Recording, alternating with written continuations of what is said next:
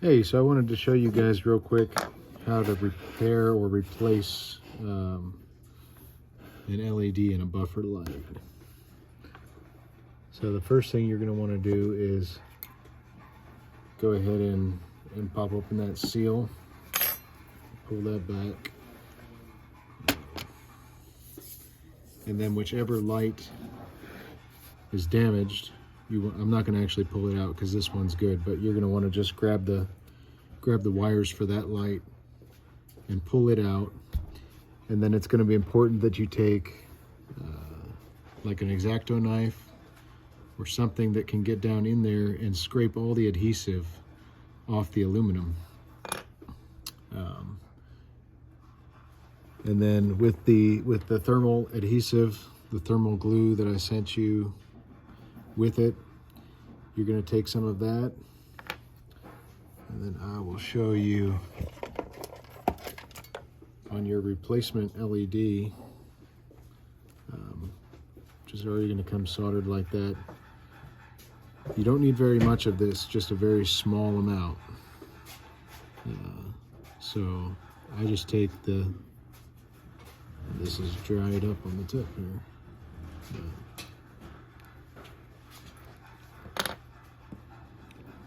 You're just going to take that thermal adhesive and put a very small amount.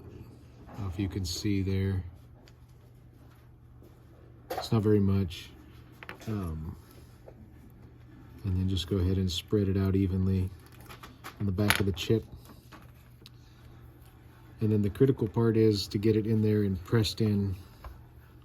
Go ahead and replace it back into the housing. And then it has to be pressed down solid. But you can never put any pressure on the yellow portion of the light because you'll damage the LED. So you can push anywhere else on this panel, but not on the yellow portion. So what I typically do is I'll slide that down in there,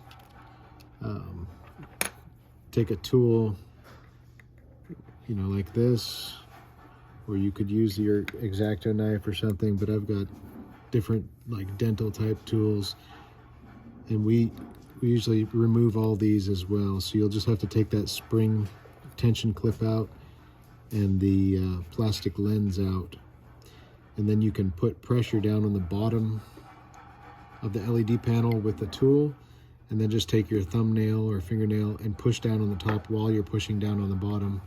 And then I let that set overnight to dry up before I do anything else with it.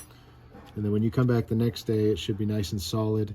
You just want to make sure there's a good tight connection between the LED panel and the housing, because if it's lifted up a little bit, or if it's not touching solid, it won't transfer heat to the housing and it'll burn out the chip. And when you put the driver back in, you always want to make sure that this portion of the driver, not the rounded portion, is facing up. So the side with the little bumps, that's actually all where the solder joints are. Those need to be facing up. If it's facing down, there's a good chance that it'll burn through this sheath and then short out on the housing and burn up. So just make sure that that's put back in. And if you pull this back on this side, you'll find that there are two connectors here, one for the white wires, one for the black wires. Just feed those in. This is just a lever switch. You can lift up, push the wires in, clamp down, and then just give them all a solid tug. Make sure that they're in good contact, and then you should be good to go. Pop your lens back in, your spring clip. And if you have any questions, feel free to give me a call.